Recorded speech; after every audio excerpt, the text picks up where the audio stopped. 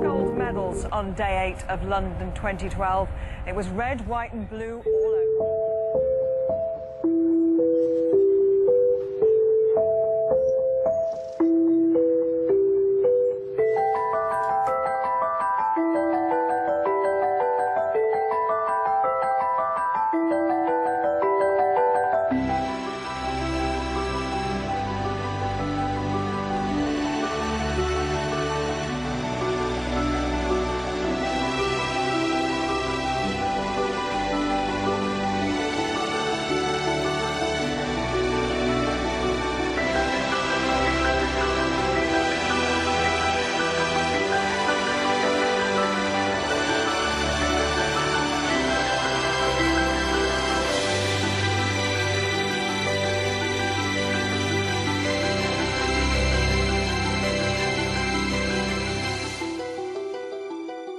First of all, it's about winning. So it's not about participation. It's not about just making a final. It's not about looking good. It's not about making people happy.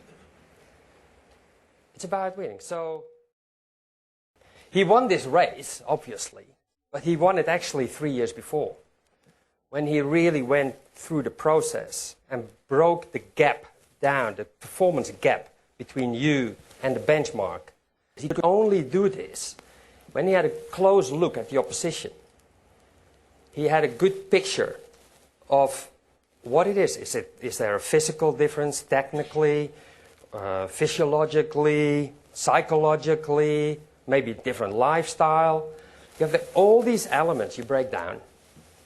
And when you got that gap really clear, the next question is, how do you bridge the gap? We have three sorts of goals. We have the outcome goal, which is in this case winning a gold medal. Performance goal means you probably have to run 26 minutes in order to achieve that.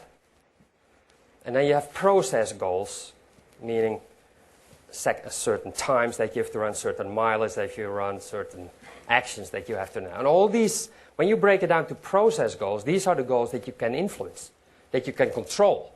You cannot control winning. Nobody can control winning, because you don't know what the opposition does on the day.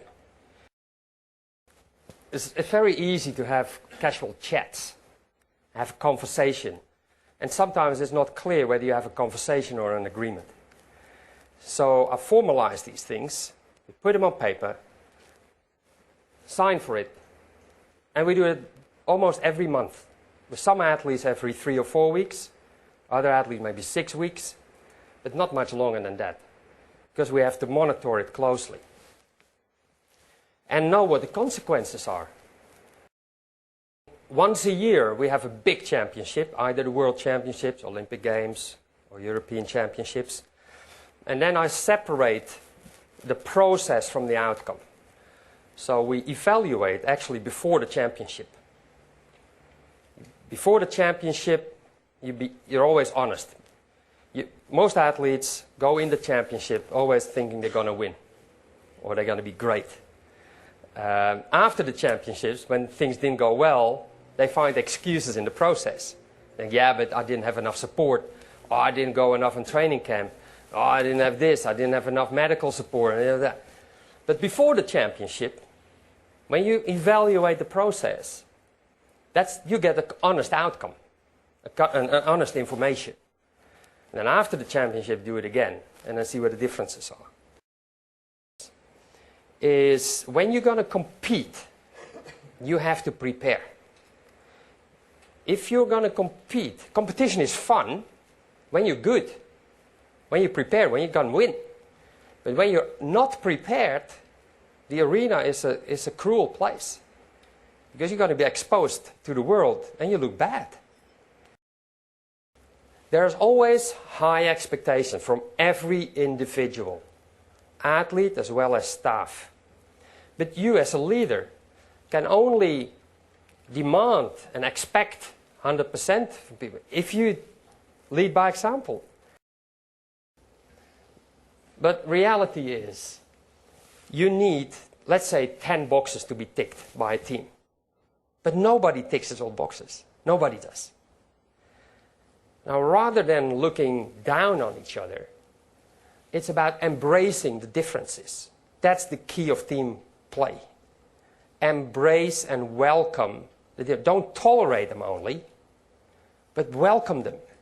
The greater the diversity, the stronger your team.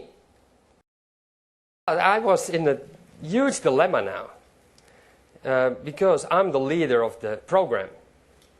And I've been advocating this day in, day out, accountability, like consequences to failing.